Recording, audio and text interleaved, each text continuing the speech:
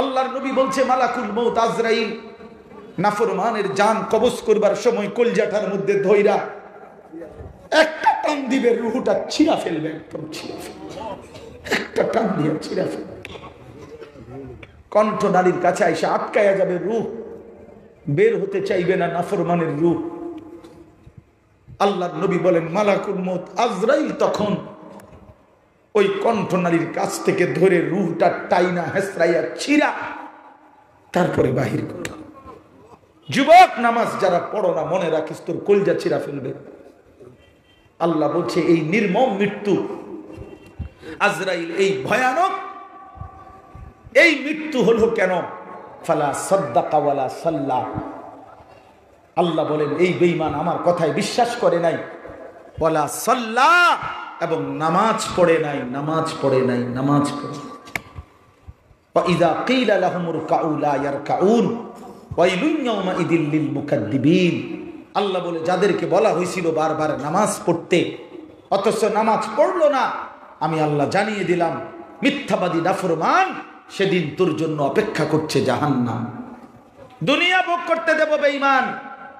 আল্লাহ বলে কুলু ওয়া তামাত্তাউ কালিলান ইন্নাকুম মুজরিমুন। আল্লাহ বলছে নাফরমান আমি দুনিয়া ভোগ করতে দেব, দুনিয়া আটকাবো না, দুনিয়া আটকাবো না। ভাত মাছ চাল ডাল দুনিয়া ভোগ করো কিছু সময়ের জন্য, শুধু মনে রেখো তুমি নাফরমান। শুধু মনে রাখো ফজরের নামাজ পড়ো না, এশার নামাজ পড়ো নাই, এক ওয়াক্ত নামাজ পড়ো নাই। শুধু মনে রাখো টাকাগুলো সুদের টাকা, ঘুষের টাকা, কিস্তির টাকা, লোনের টাকা, বাটফারি সিটারির টাকা, ওজনে কম দেওয়া টাকা, ধোকাবাজির টাকা, এদ্দুর মনে রাখো। এখন খাও, দুনিয়া আমি খাওয়ামু। আল্লাহ কোরআনে বলছে বেটা দুনিয়া আমি খাওয়াই।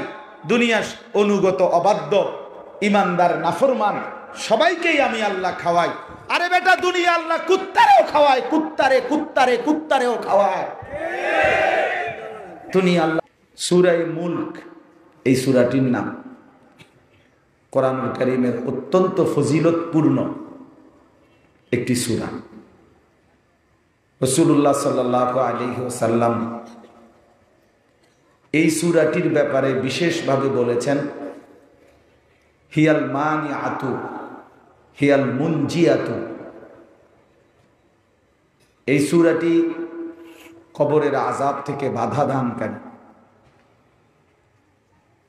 এই সূরাটি কবরের আযাব থেকে রক্ষাকারী। তুমজিহি মিন আযাবিল কবর। এই সূরাটি আল্লাহর বান্দাকে কবরের আযাব থেকে রক্ষা করবে। এটা এই সূরার একটা বিশেষ বৈশিষ্ট্য।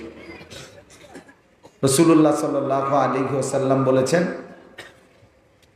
কোরআনুল কারীমের এই 30 আয়াত বিশিষ্ট এই সূরাটার মধ্যে মোট 30টা আয়াত, ছোট সূরা, 30 আয়াত বিশিষ্ট এই সূরাটি নবী সাল্লাল্লাহু আলাইহি সাল্লাম বলেন যে এটা যে নিয়মিত তেলাওয়াত করবে তো আল্লাহ তাআলা তাকে কবরের আযাব থেকে রক্ষা করবেন। সুবহানাল্লাহ। এইটাই সূরার একটা অন্যতম বৈশিষ্ট্য। রাসূলুল্লাহ সাল্লাল্লাহু আলাইহি ওয়াসাল্লাম তাফসীরের মধ্যে আছে, নবী সাল্লাল্লাহু আলাইহি ওয়াসাল্লাম বলছেন যে আমার দিল চায়, লাওয়াদিত্তু, আমি আকাঙ্ক্ষা করি, আমার দিলের তামান্না যে আমার উম্মতের প্রতিটা মুমিনের কলিজায় এই সূরাটা থাকুক। মানে সূরা মুলক আমার উম্মতের প্রতিটা ঈমানদার পড়ুক, জানুক, শিখুক, এটা আমার দিলের তামান্না। নবী সাল্লাল্লাহু আলাইহি সাল্লামের আন্তরিক আকাঙ্ক্ষা ছিল যে উম্মতের প্রত্যেকটা সদস্য যেন সূরা মুলক নিয়মিত পড়ে, তেলাওয়াত করে, শিখে, মুখস্থ করে। বুজুর্গানে দিন যুগ যুগ ধরে আল্লাহওয়ালারা, ওলামায়ে কেরাম এই সূরা মুলক রাত্রিবেলায় ঘুমের আগে, বিশেষ করে এশার নামাজের পরে তেলাওয়াত করে। আমাদের কওমি মাদ্রাসাগুলোতেও আলহামদুলিল্লাহ যুগ যুগ ধরে এই আমল চলে। সূরা মুলক, সূরা ওয়াকিয়া, সূরা ইয়াসিন, সূরা মুজাম্মিল, সূরা নাবা, এই সূরাগুলোর ধারাবাহিক আমল চলে। এর মধ্যে সূরা মুলক একটি নিয়মিত আমল। স্বাভাবিকভাবে বুজুর্গানে দিন, ওলামায়ে কেরাম, তালিবে ইলম মাগরিবের নামাজের পরে সূরা ওয়াকিয়া পড়ে, এশার নামাজের পরে সূরা মুলক পড়ে ঘুমের আগে। বাকি এর আগ পিছ করা যায়, ইচ্ছা করলে আগে সূরা মুলক এরপরে সূরা ওয়াকিয়া তাও পড়া যায়, এতে কোনো অসুবিধা নেই। সূরা ওয়াকিয়া এই সূরাটার নামও আপনারা জানেন। রাসূলুল্লাহ সাল্লাল্লাহু আলাইহি ওয়াসাল্লাম বলছেন, মান ক্বারাআ সূরাতাল ওয়াকিয়া ফি কুল্লি লাইলা, প্রতি রাতে যে সূরা ওয়াকিয়া পড়বে, লাম তুসিবহু ফাকাতুন আবাদা, তাকে কখনোই দারিদ্রতা, অভাব স্পর্শ করবে না, দারিদ্রতা আসবে না। তাহলে সূরা ওয়াকিয়া দারিদ্রতা দূর করার ক্ষেত্রে, অভাব দূর করার ক্ষেত্রে একটি কার্যকর আমল। আর সূরা মুলক এই সূরাটা কবরের আযাব থেকে বাঁচার জন্যে একটি গুরুত্বপূর্ণ আমল। আমার খুলনার হযরত, বাংলাদেশের একজন অন্যতম বুজুর্গ, পাকিস্তান করাচির হযরত কুতবে আলম আরিফ বিল্লাহ হযরত মাওলানা শাহ হাকিম মোহাম্মদ আখতার রাহমাতুল্লাহ আলাইহের একজন অন্যতম খলিফা, খুলনার আরিফ বিল্লাহ হযরত মাওলানা মুফতি নুরুল আমিন সাহেব হযরত বলেন যে সূরা ওয়াকিয়া এটা পেট বাঁচায়, সূরা মুলক এটা পিঠ বাঁচায়। সূরা ওয়াকিয়া পড়লে অভাব দূর হবে তো পেট বাঁচে, আর সূরা মুলক পড়লে পিঠার থেকে বাঁচবে, কবরের আযাব থেকে বাঁচবে, মানে পিঠ বাঁচবে। তো হযরত আবার আরেকটা কথা বলে, সেটা আমি হযরতের আমল দেখছি বহুদিন, যে হযরত আগে সূরা মুলক পড়ে, এরপরে সূরা ওয়াকিয়া পড়ে। তাই বললাম এটা কেন হযরত এভাবে পড়েন? তো উনি বলেন যে আগে পিঠ বাঁচাও, তারপরে পেট বাঁচাও, আগে পিঠার থেকে বাঁচো, তারপরে খাইতে পারলে যা পারলে খাই। যাই হোক, এটা বুজুর্গদের আমল।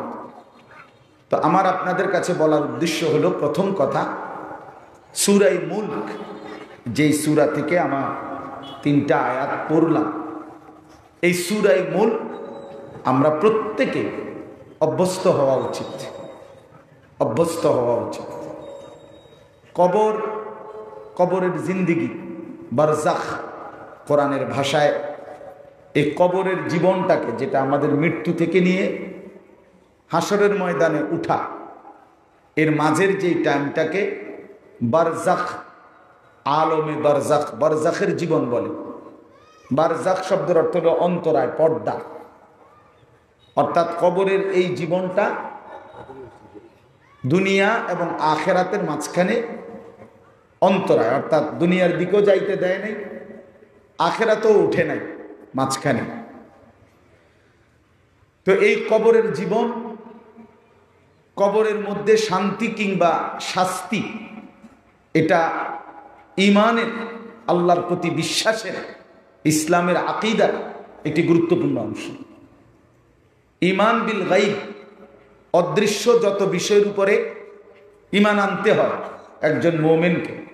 আপনারা জানেন কোরআনুল কারীমের সূরা বাকারার শুরুতেই আল্লাহ তাআলা একজন মুত্তাকির পরিচয় দিতে গিয়ে বলছেন, মুত্তাকির 6টা সিফাত, এর মধ্যে 1 নাম্বার হলো আল্লাযীনা ইউমিনুনা বিল গায়ব, যারা গায়েব, অদৃশ্যের ঈমান আনে। তাহলে অদৃশ্যের যেই বিষয়গুলোর প্রতি, না আমার লাগবে না, কিচ্ছু লাগবে না, অদৃশ্যের যেই বিষয়গুলোর প্রতি ঈমান আনতে হয়, না দেখা, অদেখা, যা আমি দেখি নাই অথচ ইয়াকিনের সাথে দিল দিয়ে শতভাগ আস্থা নিয়ে বিশ্বাস করতে হয়, তার মধ্যে একটা হলো এই কবরের জীবন, কবরের জিন্দিগি। এই ব্যাপারে সামান্যতম সন্দেহ, সংশয় পোষণ করা কশ্চিন কালেও অনুমতি নাই। এই জন্য কবরের জীবন এটা আমাদের ঈমানের অদৃশ্যের বিশ্বাসের একটা গুরুত্বপূর্ণ অংশ। কোরআনুল কারীমের মধ্যে আছে, আল্লাহ তাআলা বলেন, হাত্তা ইদা জাআ আহাদাহুমুল মাউত ক্বালা রাব্বিরজিউন। প্রত্যেকটা পাপী নাফরমান যখন মৃত্যুর সময় হয়, মালাকুল মউত আজরাইল যখন তার সামনে এসে দাঁড়ায় জান কবজের জন্য। হাদিসের মধ্যে আছে, কোনো ব্যক্তির জান কবজ আজরাইল হঠাৎ আইসেই জান কবজ করে এমন না, বরং ইমানদার হোক আর নাফরমান হোক, প্রত্যেক ব্যক্তির রুহু কবজের পূর্বে মালাকুল মউত আগে আইসা দাঁড়ায় একটি নির্দিষ্ট আকৃতিতে। যদি নেককার হয় অত্যন্ত সুন্দর আকৃতিতে আইসা দাঁড়ায়, আর যদি নাফরমান হয় লোকটা, তো মালাকুল মউত অত্যন্ত কুৎসিত বিভৎস আকৃতিতে আইসা তার সামনে দাঁড়ায়। আজরাইলকে দেখার পরে এরপরে তার রুহু কবজ করে, রুহু কবজ করে। ইমাম কুরতুবী রাহমাতুল্লাহ আলাইহির একটা বিখ্যাত কিতাব আছে আত-তাযকিরা। এই কিতাবের মধ্যে আখিরাতের বর্ণনা, কবরের বর্ণনা। ওইখানে আছে, ইব্রাহিম আলাইহিস সালাম একদিন আল্লাহ তাআলাকে জিজ্ঞেস, মালাকুল মউত আজরাইলকে বলছিলেন, আজরাইল, কোন নাফরমান পাপীর সামনে তুমি যে চেহারা নিয়ে দাঁড়াও মৃত্যুর সময়, রুহু কবজের পূর্বে সময়, সেই চেহারাটা আমার একটু দেখাও। মালাকুল মউত আজরাইল বললেন, হে আল্লাহর নবী ইব্রাহিম, আপনি এটা কোনোভাবেই সহ্য করতে পারতেন না, আপনি দেখতে চাইেন না, আপনি সইতে পারবেন না। ইব্রাহিম আলাইহিস সালাম বললেন, না আমি দেখবই, তুমি আমারে দেখাও। মালাকুল মউত আজরাইল ওই কুৎসিত চেহারাটা ইব্রাহিম আলাইহিস সালামের সামনে দাঁড় করাইলেন। ইব্রাহিম আলাইহিস সালাম একটা চিৎকার দিয়া বেহুশ হয়ে গেলেন। হুঁশ আসার পরে ইব্রাহিম আলাইহিস সালাম আল্লাহ পাককে বললেন, রব্বুল আলামিন, কোন নাফরমান পাপী তার কবর, তার হাসর, তার আখিরাতের আযাব, সেটা কি হবে সেটা পরের কথা। কোন নাফরমান পাপী শুধু কেবল মালাকুল মউত আজরাইলের এই বিভৎস চেহারা জান কবজের সময় দেখলেই তার আযাবের জন্য, তার সারা জিন্দেগীর নাফরমানির শাস্তির জন্য এটাই যথেষ্ট, এটাই সারব, আর লাগতো না, এর দূরে সারব। এই ভয়ানক দৃশ্য দেখলেই এই বেঈমান বুঝে ফেলবে, হায় আগামী দিন আমার কি হবে, আগামী সময়টা আমার কি হবে, আগামীর মুহূর্তগুলো আমার কেমন হবে। এই জন্য হাদিসের মধ্যে আছে, কোন নাফরমান পাপী তার লাশ যখন তার স্বজনরা কাঁধে তোলে, খাটে করে নেয় কবরস্থানের দিকে, তখন সে কোনোভাবে বারবার চিৎকার করে নাফরমান বলে, ইয়া ওয়াইলাহা, হায় আফসোস আমার, তোমরা আমারে কেন ওইদিকে সামনের দিকে নিচ্ছ, তোমরা কেন আমারে নিচ্ছ, লিমা তুকাদ্দিমুন, আরে কেন নিচ্ছ আমারে, তোমরা নিও না আমার ওইদিকে, ওই কবর আমারে তছনছ করে দিবে, ওই মাটি আমারে তছনছ করে দিবে। আল্লাহ নবী সাল্লাল্লাহু আলাইহি সাল্লাম বলেন, মানুষ এবং জিন ব্যতীত আর সব কিছু আল্লাহর সৃষ্টি ওই নাফরমানের চিৎকার শুনতে পায়, ওই পাপীর চিৎকার শুনতে পায়। আল্লাহ রাসূল সাল্লাল্লাহু আলাইহি সাল্লাম বলেন, লাউ সামিআল ইনসান লা সাইকা। নবীজি বলেন, কোন মানুষ যদি জীবনে একবার কোন পাপী নাফরমানের লাশ কাঁধে নেওয়ার পরে যে চিৎকার করে, সেটা যদি কিছুটা শুনতো, তো লা সাইকা, সাথে সাথে বেহুশ হইয়া চিৎকার দিয়া পড়ে থাকতো। এজন্য আমরা ব্যাখ্যার মধ্যে পড়ছি যে আল্লাহ তাআলা দয়া করে নাফরমানের চিৎকার মানুষের কানে শুনায় নাই। যদি শুনাইতো তো কোনো মানুষের আর দাফন হতো না, কোনো মানুষকে কেউ কবরস্থানে নিত না, কাঁধে তুলতেই রাজি হইতো না। কারণ যদি চিৎকার মারে, যদি চিৎকার মারে, এই ভয়ে আতঙ্কে মানুষ কোনো মানুষের লাশই দাফন করত না। মানুষের লাশ রাস্তায় জন্তু জানোয়ার খাইত। এই জন্য বন্ধু আমার, বাপ আমার, ভাই আমার, তা আমি বলতে চাচ্ছিলাম, আল্লাহ তাআলা বলেন হাত্তা ইদা জা আহাদাহুমুল মাউত ক্বালা রাব্বিরজিউন। প্রত্যেক নাফরমান পাপী মৃত্যুর মুখোমুখি যখন হবে, মালাকুল মউত আজরাইলকে যখন দেখবে, তখন চিৎকার করে আল্লাহকে বলবে রব্বিরজিউন, মাওলা আমারে আর কিছুদিনের জন্য দুনিয়ায় যেতে দাও, দুনিয়ায় ফেরত দাও, একটু সময়ের জন্য দুনিয়ায় থাকতে দাও। আল্লাহ তাআলা জিজ্ঞেস করবেন বান্দা কেন?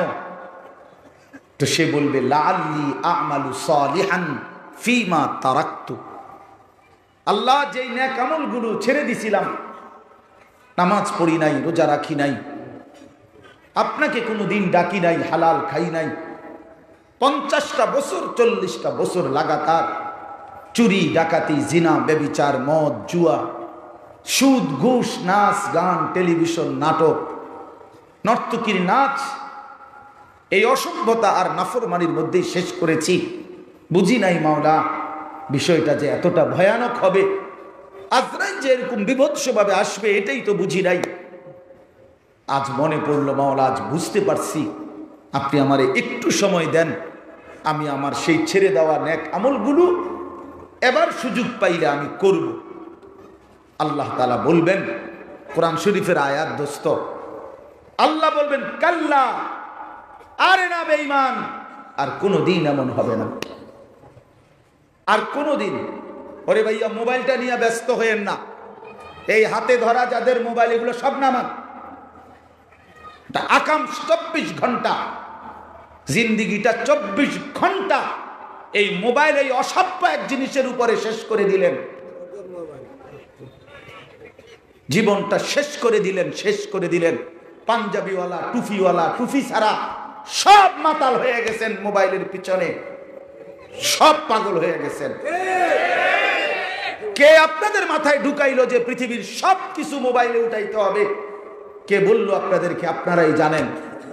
যেটা পান, যেখানে পান, আলেম ওলামা নামাজি দিনদার, কিচ্ছুর কোনো আচার বিচার নাই। যেটা পাও শুধু ছবি উঠাও, গরু ছাগল মানুষ হুজুর পাবলিক, বেড়া বেডি জোয়ান বুড়া, হ্যাঁ কুকুর বিড়াল সাপ বিচ্ছু, যা পাও তা উঠাও, যা পাও। এই মরণ নেশা, এই পাগলা নেশা একদিন আমাদেরকে বরবাদ করে ফকির বানায়া আমাদেরকে ছেড়ে দিবে, মনে রেখে। এই অসভ্য নেশা, এই মাতাল নেশা, এই পাগলা নেশা বন্ধু একদিন বরবাদ করে দিবে।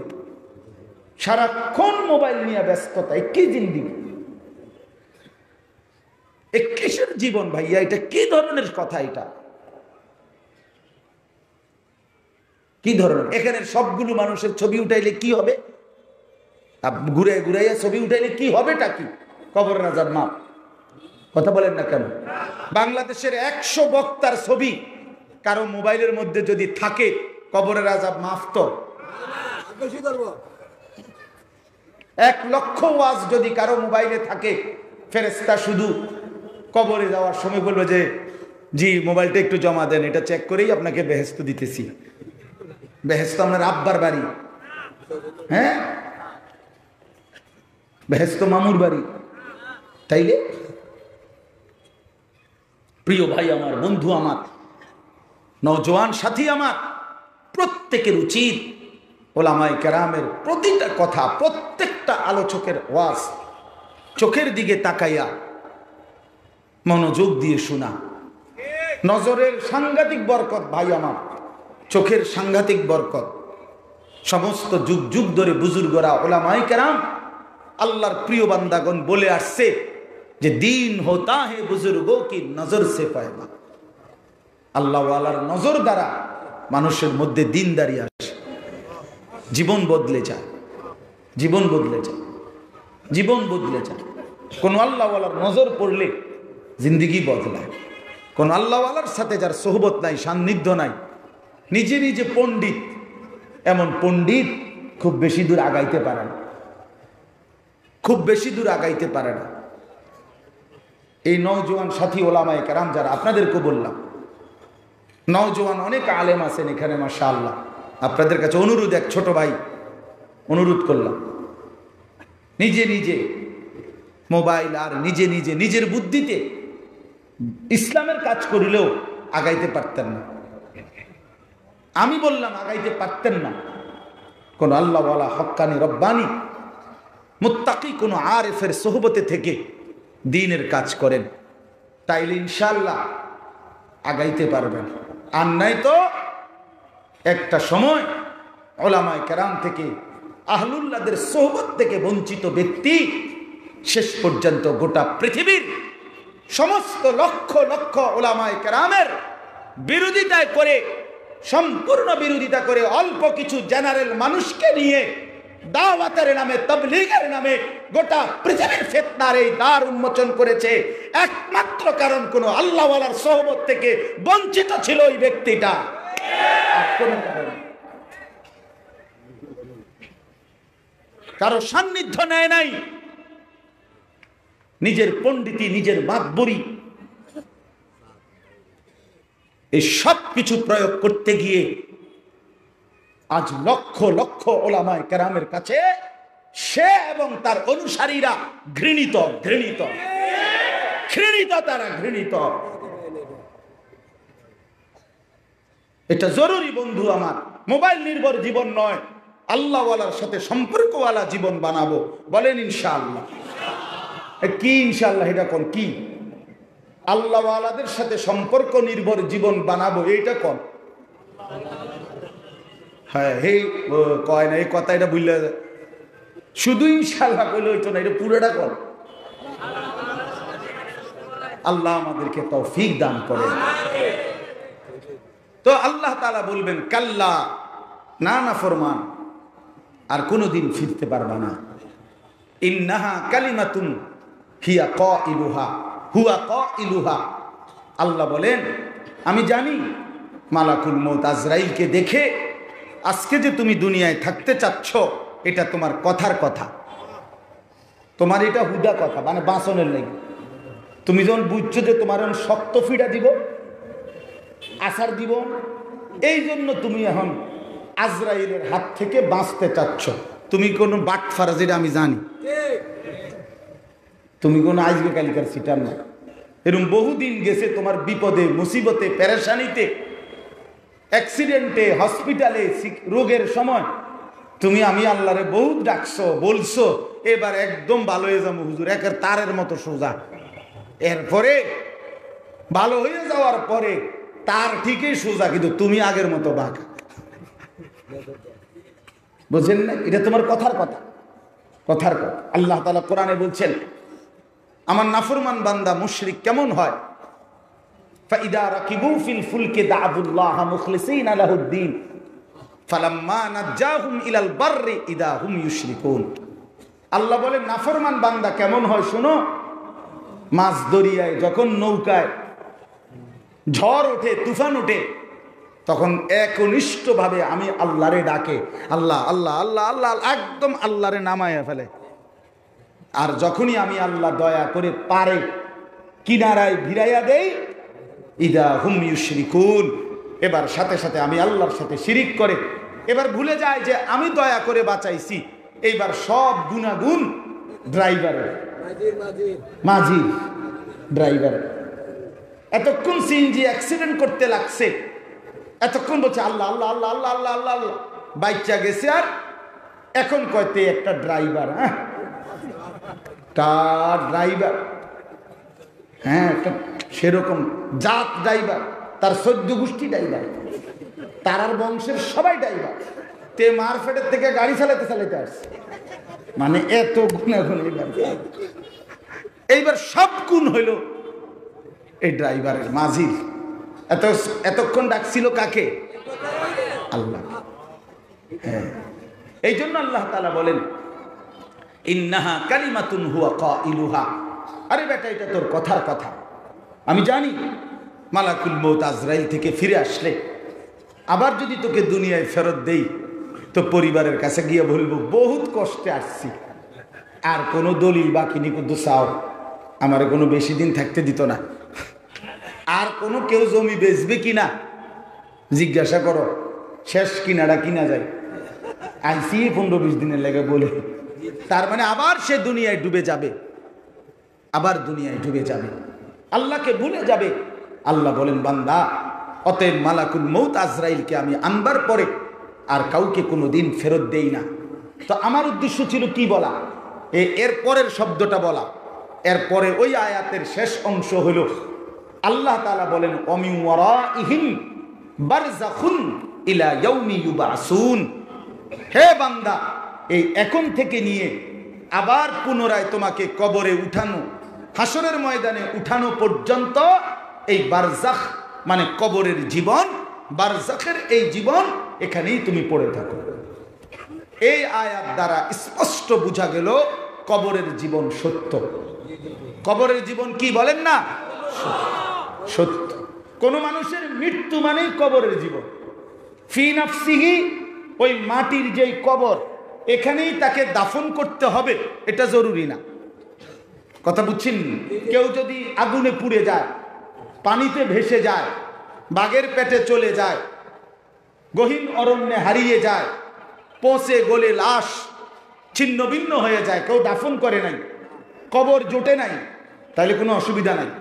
কবর এটা একটা পরিভাষা, বারজাখ এটা একটা পরিভাষা, অর্থাৎ মৃত্যুর পর থেকে নিয়ে ইসরাফিলের দ্বিতীয় ফুতে হাসরের ময়দানে উঠা পর্যন্ত যেই সময়টা, এটাকেই বলে কবর জীবন, বারজাখের জীবন। এবার কেউ যদি সরাসরি মাটিতে দাফনও হয় অথবা যদি দাফন নাও হয়, তারপরেও তার কবর জীবনের যে শান্তি কিংবা শাস্তি উভয়টা আল্লাহর কুদরতে মিলেই যাবে, মিলেই যাবে। কিভাবে হবে সেইটা কিভাবে হবে এটা আপনি সচক্ষে দেখেন নাই, দেখেই তো এটা ঈমান বিল গায়ব। এই জন্যই তো এটা অদৃশ্যের বিশ্বাস, দেখলে তো আর এটা অদৃশ্যের বিশ্বাস হইতো না। এই জন্য বন্ধু আমার উদ্দেশ্য এই কথা আপনাদেরকে বলা, আমাকেও বলা যে কবরের আযাব সত্য। অতএব আমরা যদি আমাদের জিন্দেগি সুন্দর না করি তাহলে আমাদের কবর থেকেই শাস্তি হবে। হাদিসের মধ্যে আছে, এবার হাদিস শুনেন। রাসূলুল্লাহ সাল্লাল্লাহু আলাইহি সাল্লামের সাহাবী হযরত বারা ইবনে আযিব রাদিয়াল্লাহু তাআলা আনহু তিনি বর্ণনা করছেন যে একদিন আমরা নবীজির সাথে এক সাহাবীর জানাজা পড়তে গেছিলাম। জানাজার কাছে গিয়ে দেখি ওয়ালাম্মা ইয়ালহাদ, এখনো কবর খোঁড়া শেষ হয় নাই, দাফন মানে মাটি খোঁড়া শেষ হয় নাই। তো তাহলে বোঝা গেল আরেকটু দেরি হবে। এই জন্য আল্লাহ নবী সাল্লাল্লাহু আলাইহি সাল্লাম বসে গেলেন। হযরত বারা ইবনে আযিব বলেন আমরাও চতুর্দিকে ওইখানেই বসে গেলাম, নবীজির চারদিকে। জালাসা ও জালাসনা হাওলাহু, আমরা নবীজির চারদিকে বসলাম। আল্লাহ নবী সাল্লাল্লাহু আলাইহি সাল্লাম মাথা নিচের দিকে নোয়ায়া, হাতের মধ্যে ছোট একটা লাঠি মানে কাঠি আর কি, যে কোনো একটা কাঠি নিচের হাতে ছিল, এটা দিয়া কবরের মাটির মধ্যে এরকম আঁকাআঁকি করতেছিলেন, মানে দাগ দিতেছিলেন। হযরত বারা ইবনে আযিব বুঝাইতে চাইছেন যে অর্থাৎ আমরা দেখেই বুঝতেছিলাম রাসূলুল্লাহ সাল্লাল্লাহু আলাইহি ওয়াসাল্লাম কোনো বিষয় চিন্তা করতেছেন। কোনো মানুষ চিন্তা করলে এরকম কলম থাকলে আঁকাআঁকি করে, হাতে কিছু থাকলে এরকম নাড়াচাড়া করে, বুঝাই যায় তার চেহারার দিকে তাকাইলে সে কিছু একটা কি করতেছে, ভাবতেছে। হযরত বারা ইবনে আযিব বলেন যে অতঃপর আল্লাহ নবী সাল্লাল্লাহু আলাইহি ওয়াসাল্লাম কিছুক্ষণ চিন্তিত হয়ে এরপরে আমাদের দিকে মুখ তুলে তাকিয়ে বললেন, তিনবার একটা বাক্য বললেন, একই শব্দ তিনবার বললেন, ইস্তাইযু মিন আযাবিল কবর, ইস্তাইযু মিন আযাবিল কবর, ইস্তাইযু মিন আযাবিল কবর। আমার সাহাবীরা, কবরের আযাব থেকে নিজেকে বাঁচাও, কবরের আযাব থেকে নিজেকে বাঁচাও, আল্লাহর কাছে কবরের আযাব থেকে বাঁচার জন্য পানাহ চাও, পানাহ চাও, পানাহ চাও। এরপরে এটা লম্বা হাদিস, মেশকাতের মধ্যেও এই হাদিস আছে, অন্যান্য কিতাবেও আছে।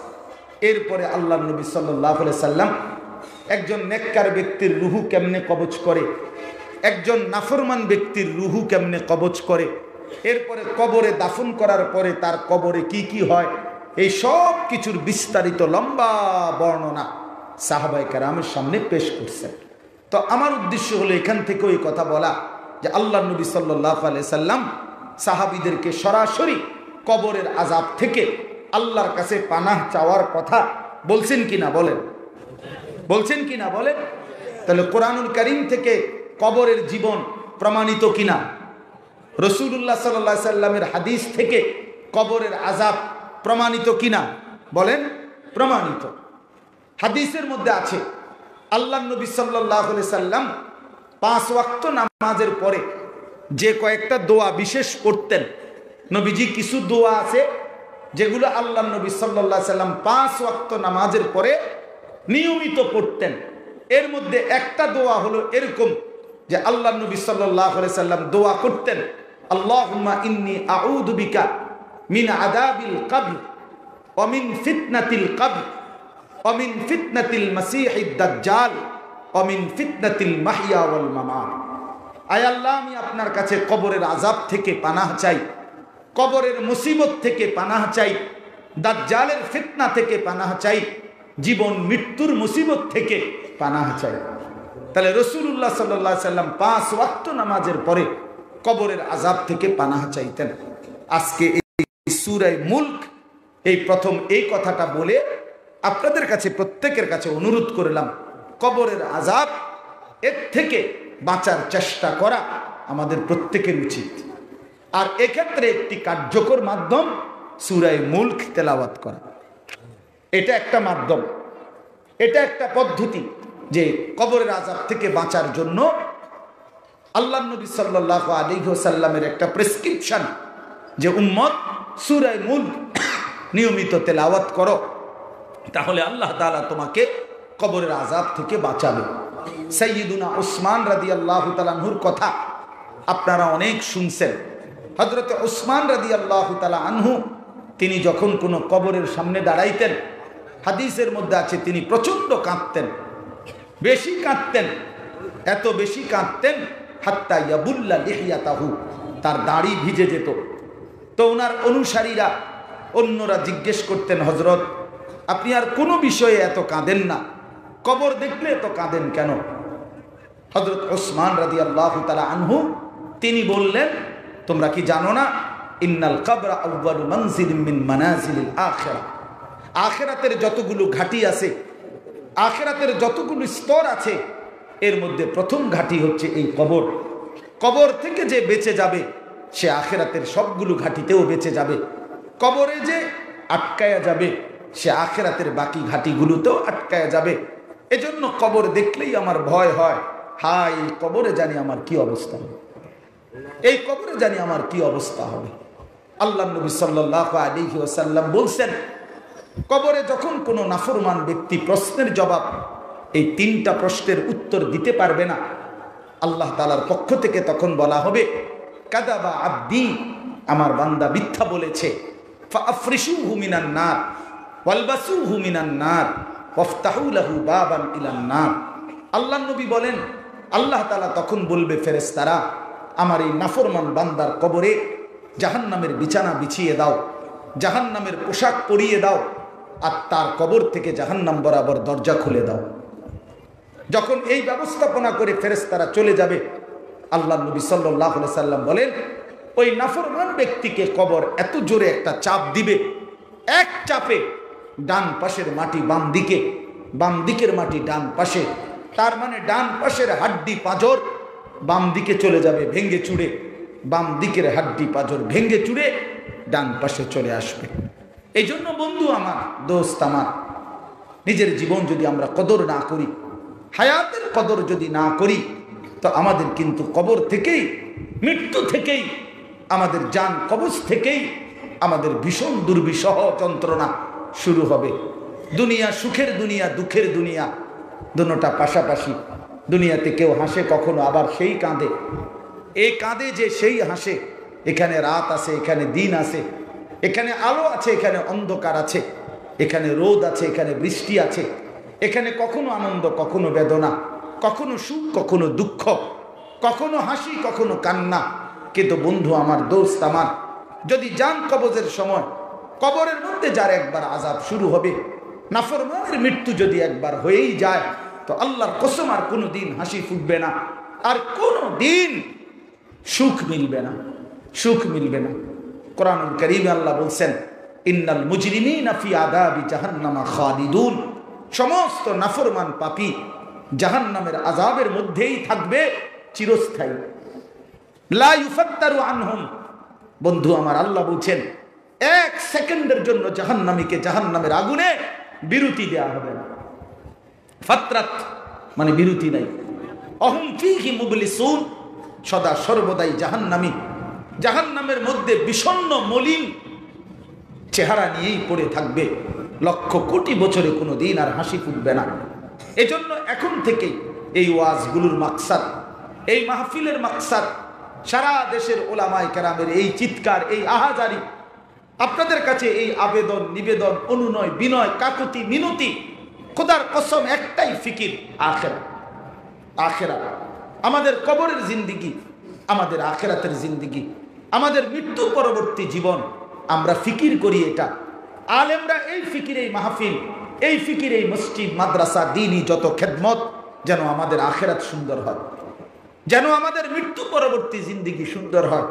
দুনিয়া এমনি এমনি হয়ে যায় বাপ, দুনিয়া এমনি এমনি হয়ে যায়। ऐसे रहे या वैसे रहे, वहां देखना फिर कैसे रहे। দুনিয়া এমনি এমনি একভাবে না একভাবে থেকেই যাবে, রাত ভোর হয়ে যাবে। আজকের রাত যার বাসর রাত, তারও ভোর হবে। আজকের রাত যার জেলখানার ফাঁসির রাত, তার রাতও বন্ধু ভোর হবে। কিন্তু খোদার কসম, আখিরাত শুরু হলে আর কোনো দিন শেষ হবে না, আর কোনো দিন শেষ হবে না। দুনিয়া পার হয়েই যায়।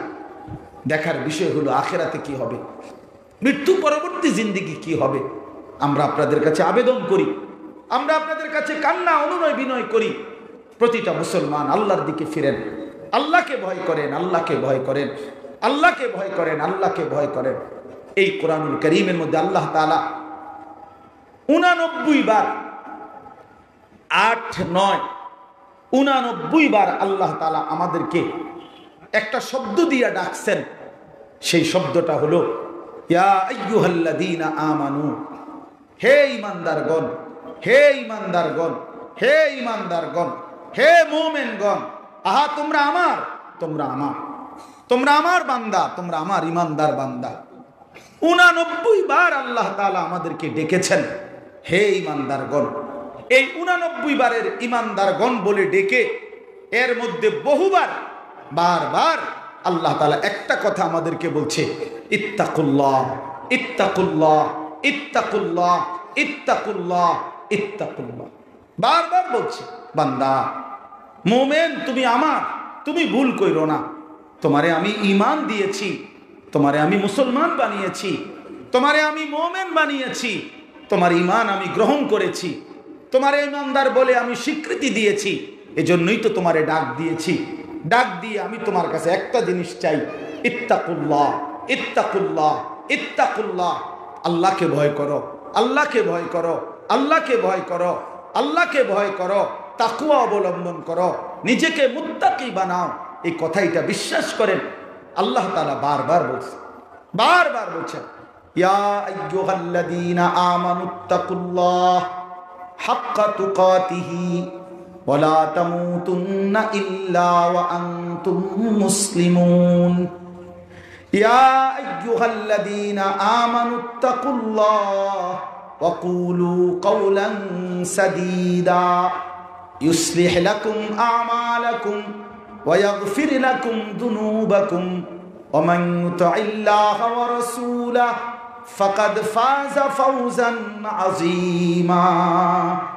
ইয়া আইয়ুহাল্লাযীনা আমানুত্তাকুল্লাহ ওয়া কুনু মা'আস সাদিকিন। ইয়া আইয়ুহাল্লাযীনা আমানুত্তাকুল্লাহ ওয়াল তানজুর নাফসুম মা কদ্দামাত লিগাদ ওয়াত্তাকুল্লাহ ইন্নাল্লাহা খাবীরুম বিমা তা'মালুন। এভাবে বন্ধু বারবার বলেছে ইত্তাকুল্লাহ। কি বলেছে বলেন, সবাই বলেন, না না, আরবিটা বলেন। ইত্তাকুল্লাহ বলেন, আবার বলেন, আবার বলেন, সবাই বলেন ইত্তাকুল্লাহ, ইত্তাকুল্লাহ, ইত্তাকুল্লাহ। আল্লাহকে ভয় করো, আল্লাহকে ভয় করো, আল্লাহকে ভয় করো। পুরা কোরআনুল কারীমের মধ্যে রব্বুল আলামিন নিজের আজিম, নিজের বড়ত্ব, শ্রেষ্ঠত্ব সব কিছু বারবার বুঝাইছেন। কতভাবে বলছেন আল্লাহ কোরআনে, নিজেকে তুলে ধরেছেন। তাবারাকাল্লাযী বিয়াদিহিল মুলক, সমস্ত রাজত্ব বান্দা আমার হাতে। ওহুয়া আলা কুল্লি শাইইন কাদির, সব বিষয়ে আমি ক্ষমতাবান।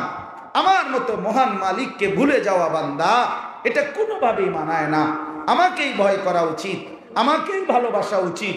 দুইটাই আল্লাহ বলছে, ভালো যদি সবচেয়ে বেশি বাসো তো আল্লাহকেই ভালোবাসো, ভয়ও যদি সবচেয়ে বেশি করো তো আল্লাহকেই করো, আল্লাহকেই করো, আল্লাহকেই করো।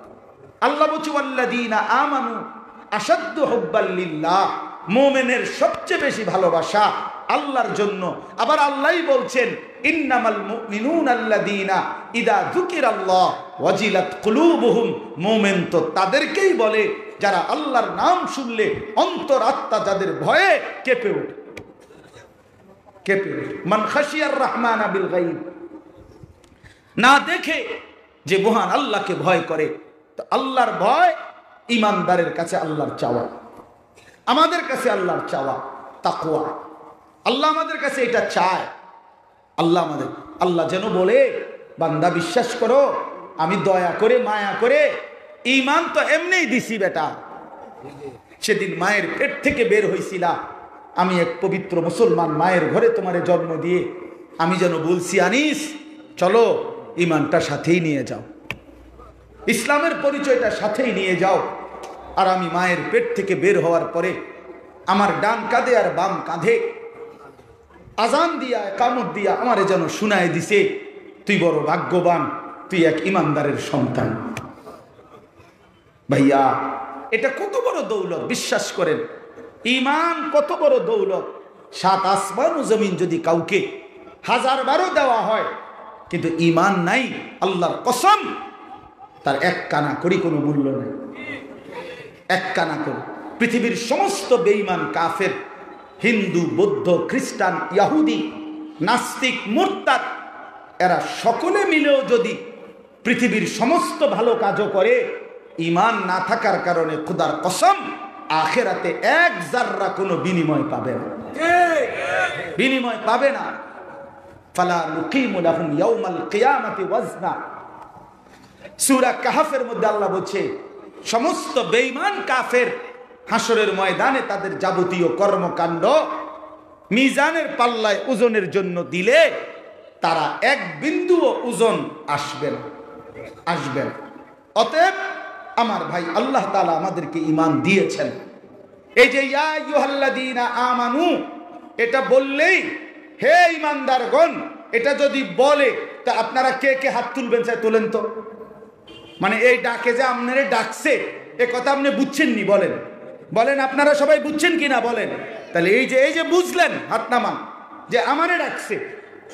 ইয়া আইয়ুহাল্লাযীনা আমানু বলাতে, হে ঈমানদারগণ বলাতে যে আপনি হাত তুললেন, আপনি যে বুঝলেন যে এটা আমারে ডাকছে, আমারে বলছে, এর চাইতে বড় সৌভাগ্য আর কি? এর চাইতে বড় সৌভাগ্য আর কি? তো সেই আল্লাহ তাআলা আমাদেরকে ঈমান দিলেন, এমনি দিলেন। আমি গত আগস্ট মাসে উত্তরবঙ্গ দিনাজপুরে দাওয়াত ও তাবলীগের মেহনতে এক চিল্লা সময় দিছিলাম। এই চিল্লার সফরে আমার 26 জন সাথী ছিল আমার সাথে। পুরা 40 দিন আল্লাহর রাস্তায় ছিলাম। 16 জন আলেম আমার সাথে ছিল।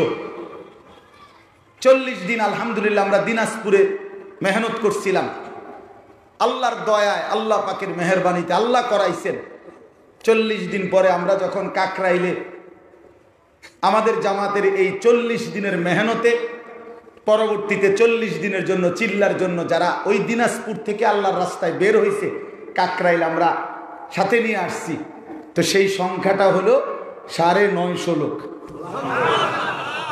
63টা জামাত। কাকরাইলের মিম্বর থেকে কাকরাইলের মুরব্বী 5 বার বা 6 বার জিজ্ঞাসা করছে কথা এটা যে কয় জামাত? তা আমাকে মৌলানা সাহেব একজন বলল 63, উনি এটা বুঝেই না কথা, এটা যে কি কয় হেঁটে। আলহামদুলিল্লাহ আল্লাহ করাইছে। তো বলতেছিলাম ওই সময় একজন 72 বছর বয়স্ক একটা লোক, তার 2 ছেলে মুসলমান, লোকটা হিন্দু। ওনার ছেলেরা আমগোর কাছে বলছিল যে হুজুর আমার বাবারে যদি একটু কালেমার দাওয়াত দিতেন। আমি 3 জন হুজুর সহ, আমি একজন, আরো 2 জন আলেম নিয়া 2.5 ঘন্টার চাইতে বেশি ওই চাচারে, 72 বছর বয়স্ক লোকটা, কি পরিমাণ কাকুতি মিনতি করছি তার কাছে যে চাচা আপনি কালেমাটা পড়েন। আপনার 2টা ছেলেই কালেমা পড়ছে, মুসলমান, ছেলের বউ মুসলমান, আপনার নাতি নাতনিগুলো মুসলমান, আপনার পরিবার বলতে যারা তারা সবাই মুসলমান, আপনি একটা লোক বাকি রইলেন, আপনি কালেমাটা পড়েন, কালেমাটা পড়েন। কত অনুরোধ করছি, চোখের পানি ফেলছি আমি, কিন্তু লোকটা কালেমা পড়ে না। সে বলে না আমি পড়বো না। তখন আমি আমার জামাতের সাথীদের কাছে এসে বলছিলাম, বিশ্বাস করেন যে হায় 72 বছর বয়স্ক একটা লোক জীবনে কোনোদিন তার মালিকের নাম বলে নাই। আর আমারে আপনারে আল্লাহ তাআলা সেই 2 বছর বয়স থেকে কত বড় দৌলত দিছেন যে কত হাজারবার আমরা আমাদের মালিকের কালেমা উচ্চারণ করতে পারছি। এই সৌভাগ্যের কি প্রতিদান, এই সৌভাগ্যের কৃতজ্ঞতা কি হইতে পারে বাপ? এই জন্য আল্লাহ তাআলা আমাদেরকে বলছে, বান্দা ইত্তাকুল্লাহ, আল্লাহকে ভয় করো, আল্লাহকে ভয় করো, আল্লাহকে ভয় করো, আল্লাহকে ভয় করো, তাকওয়া অবলম্বন করো। কোরআনের ব্যাপক ব্যবহৃত শব্দ এটা, তাকওয়া, তাকওয়া, তাকওয়া, তাকওয়া। এখন আসেন, এই তাকওয়া মানে কি, যেটা আল্লাহ আমার কাছে চাইছেন, এই সেইটাই হলো 2টা জিনিস। 1 নাম্বার তারকুল মুনকারাত, আরেকটা হলো ফি'লুল খায়রাত। 1 নাম্বার হলো সমস্ত গুনাহ বর্জন করা, 2 নাম্বার হলো সমস্ত হুকুম পালন করা। তাহলে আল্লাহ তাআলা প্রত্যেকটা মুমিনের কাছে চায় 2টা জিনিস। বান্দা তুমি ঈমানদার, তোমারে বলছি, তোমারে জান্নাত দেবো আমি তোমার জন্য বানাইছি জান্নাত। উইদ্দাত লিল মুত্তাকিন, আল্লাহ বলছে মুত্তাকির জন্যই জান্নাত বানানো হয়েছে। কাদ আফলাহাল মুমিনুন, মুমিনরা সফল। কেন? আল্লাযীনা ইয়ারিসুনাল ফিরদাউস, তারা জান্নাতুল ফিরদাউসের অধিকারী হবে, এই কারণে সফল। তাহলে জান্নাত আল্লাহ বানাইছেনই ঈমানদারের জন্য। আ'দাতু লিইবাদিয়াস সালিহিন, আল্লাহ বলেন আমি আমার নেককার ঈমানদার বান্দার জন্যই জান্নাত বানিয়েছি। অতএব আল্লাহ তাআলা আমাদের জন্য জান্নাত বানাইছেন, ঈমান আমাদেরকে দিয়েছেন। এবার শুধু আল্লাহ আমাদের কাছে চাচ্ছেন, আমাকে ভয় করে গুনাহ বর্জন করো, নেক আমলে অভ্যস্ত হও, প্রতিটা হুকুম পালন করো, প্রতিটা গুনাহ বর্জন করো। আমারে তুমি দেখো নাই বান্দা, ঠিক আছে, কোনো অসুবিধা নাই, আমারে ভয় করো, আমারে দেখতে চাও, চারিদিকে তাকাও, জিদার দেখতা হো তু হি তু। এই জমিন ও আসমানের ডানে বামে উপরে নিচে যেদিকেই দেখবা বান্দা, আমি আল্লাহকেই খুঁজে পাবা। গাছে দেখো, মাছে দেখো, ফলে দেখো, ফুলে দেখো, মানুষের নিজের দেহের মধ্যে, অফি আনফুসিকুম, তোমার নিজের শরীরের মধ্যে দেখো, আমি আল্লাহকেই খুঁজে পাবা, আমার কুদরতই খুঁজে পাবা। তোমার বাড়ির সামনের গাভীটার দিকে দেখো, লাল রঙের গাভী, কালো রঙের গাভী, সাদা রঙের গাভী, অথচ প্রতিদিন আমি বের করি দুধ সাদা ধবধবে, রং ভিন্ন, কালার ভিন্ন, দুধের রং একই কালার। আল্লাহ বলেন এভাবে যেদিকে দেখবা আমি আল্লাহকে খুঁজে পাবা, আল্লাহকে খুঁজে পাবা। অতএব আমাকে না দেখেই তুমি ভয় করো, আমাকে না দেখেই ভালোবাসো, আমাকে না দেখেই আমাকে ডাকো, না দেখেই কবর মানো, না দেখেই হাসর মানো, না দেখেই কিয়ামত মানো, না দেখেই কবরের আযাব বিশ্বাস করো, না দেখেই জান্নাত বিশ্বাস করো, না দেখেই জাহান্নামকে ভয় করো। না দেখে যদি তুমি আমাকে বিশ্বাস করো, ভয় করো, আমি ওয়াদা দিলাম তোমার পুরা জিন্দেগীর গুনাহ মাফ করে দেব, আমার জান্নাত আমি তোমার হাতে তুলে দেব। এই কথাইটাই আল্লাহ এখানে বলছেন, ইন্নাল্লাযীনা ইয়াখশাউনা রাব্বাহুম বিল গায়ব, নিশ্চয়ই যারা আল্লাহকে ভয় করে, বিল গায়ব, না দেখে। এখানে তাফসীরে কুরতুবীর মধ্যে লিখছে ইয়াখাফুনাল্লাহা ওয়া ইয়াখাফুনা আযাবাহু, যারা আল্লাহকে ভয় করে, আল্লাহর আযাবকে ভয় করে, আখিরাতের সবগুলো ঘাটকে ভয় করে, নিজেদের মৃত্যু, কবর, কবরের আযাব, হাসরের মাঠ, আমলনামা, মিজান, ফুলসেরাত, জান্নাত জাহান্নাম, এই সবগুলো বিষয়ের চিন্তা করে, ভয় করে যে হায় মিলবে কিনা, শাস্তি হবে কিনা, জান্নাতে যেতে পারবো কিনা, জাহান্নাম থেকে বাঁচতে পারবো কিনা, আমার আল্লাহকে পাবো কিনা, এই সব ভয় যার মধ্যে আছে, আল্লাহ তাআলা বলেন লাহুম মাগফিরাতুন ওয়া আজরুন কাবীর, আমি ওয়াদা দিলাম আমি আমার এমন বান্দার সমস্ত গুনাহ মাফ করে দেব। ওয়া আজরুন কাবীর, এবং মহান বিশাল বড় প্রতিদান। স্পষ্ট লিখছে ইয়ানি আল জান্নাহ, তাফসিরে লিখছে অর্থাৎ আমি আল্লাহ আমার জান্নাত তাকে বুঝায় দেব। তার মানে কি? তার মানে বুজুর্গানে দিন বলে যে হে আল্লাহর বান্দা, তুমি আল্লাহকে দুইটা জিনিস বুঝায়া দাও, নিজের ঈমান, নিজের তাকওয়া। এক নম্বরে ঈমান বুঝায়া দাও, দুই নম্বরে গুনাহমুক্ত একটা জীবন বুঝায়া দাও। গুনাহ থেকে বাঁচো, নেক আমলে অভ্যস্ত হও।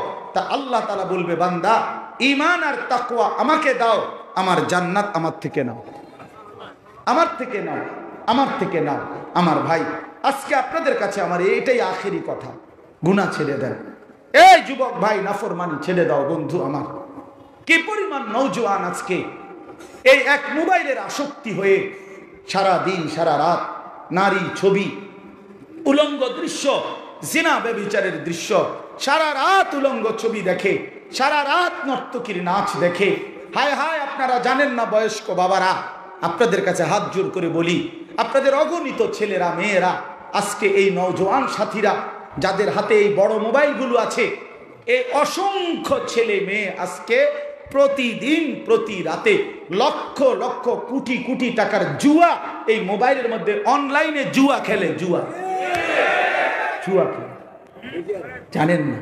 জুয়া খেলে, অনলাইনে জুয়া খেলে, অনলাইনে বাজি ধরে, ওইখানে ওই বেঈমান ক্রিকেট খেলে।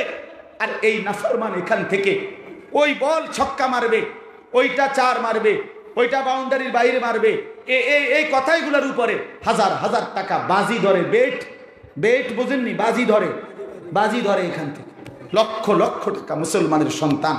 হায় সন্তান, ওই ক্রিকেট খেলোয়াড়, ফুটবল খেলোয়াড়, সে তোকে কোনোদিন কিছু দিল না, আর কোনোদিন তোর খবরও নেবে না। কার জন্য নিজের এই সুন্দর যৌবন শেষ করে দিল? কার জন্য এই হায়াত শেষ করে দিলাম? এরে বাপ, আপনাদেরকে আমি বলি, খোদা 365 দিনে একটা বছরে কোনোদিন একটা মুসলমানের ছেলে 16 বছর, 14 বছর, 18 বছর, কোনোদিন 365 দিনের একটা বছরে কোনোদিন ফজরের নামাজ পড়লো না একটা দিন, এটা মানুষের বাচ্চা হয় কেমনে? এই জানোয়ার মানুষের বাচ্চা কেমনে হয়? আরে তার বাপকে, তার মাকে, কে তার কার ঘরে সে বড় হইল? মুসলমানের সন্তান এত বড় নাফরমান কেমনে হয়? 30 বছর একজন মুসলমানের ঘরে প্রতিদিন টেলিভিশন, নাচ গান, নর্তকীর ছবি চলে। প্রতিদিন আপনার ঘরে ছেলে মেয়ে, স্ত্রী, সন্তান, নাতি নাতি প্রতিদিন টেলিভিশনে নাচ গান, নর্তকীর ছবি দেখে। এ কেমন জিন্দিগি বাপ? এ কেমন গুনাহ?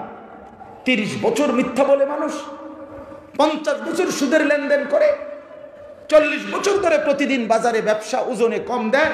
হায় মুসলমান, মুসলমান এত পাষাণ হয় কেমনে?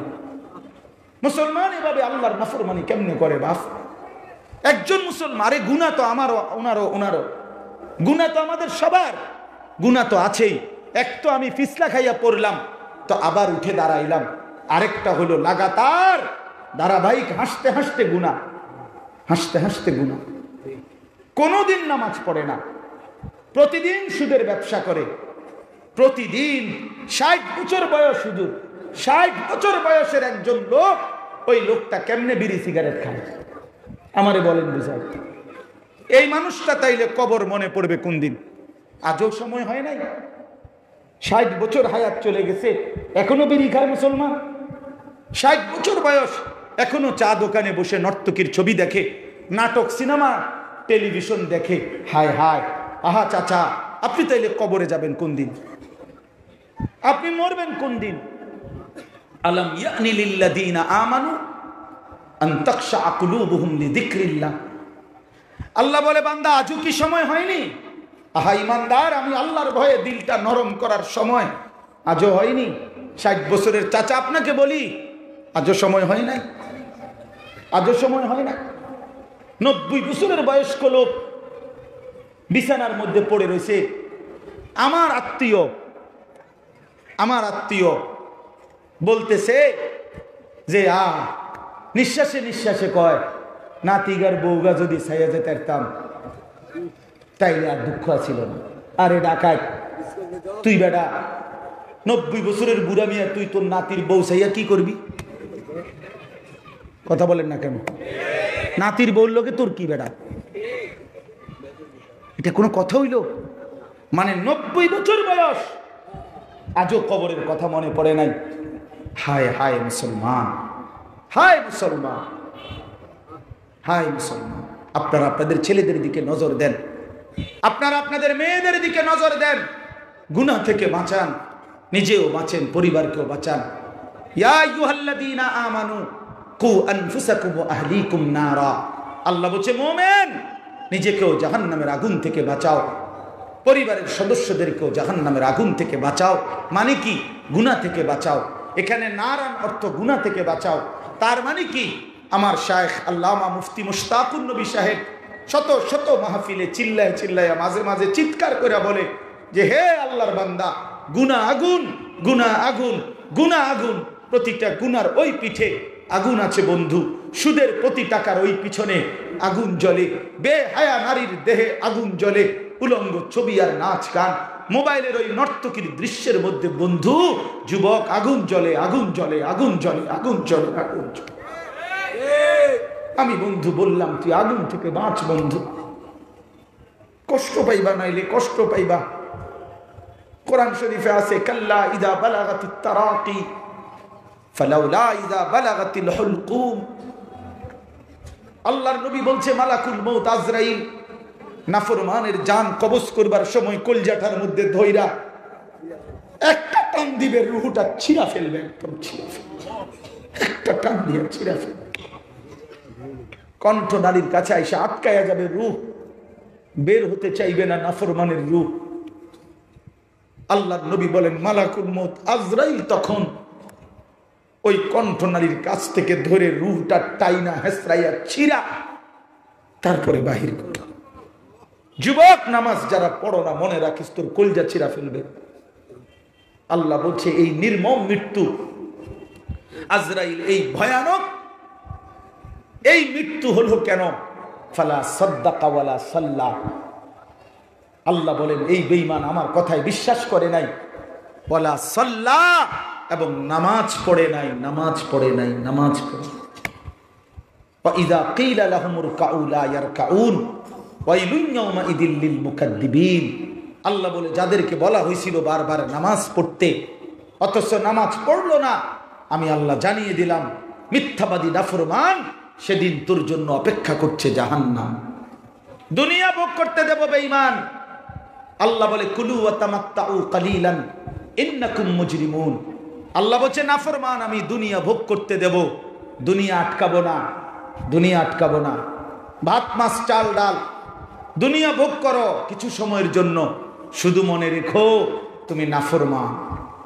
শুধু মনে রাখো, ফজরের নামাজ পড়ো না, এশার নামাজ পড়ো নাই, এক ওয়াক্ত নামাজ পড়ো নাই। শুধু মনে রাখো, টাকাগুলো সুদের টাকা, ঘুষের টাকা, কিস্তির টাকা, লোনের টাকা, বাটফারি সিটারির টাকা, ওজনে কম দেওয়া টাকা, ধোকাবাজির টাকা, এদ্দুর মনে রাখো।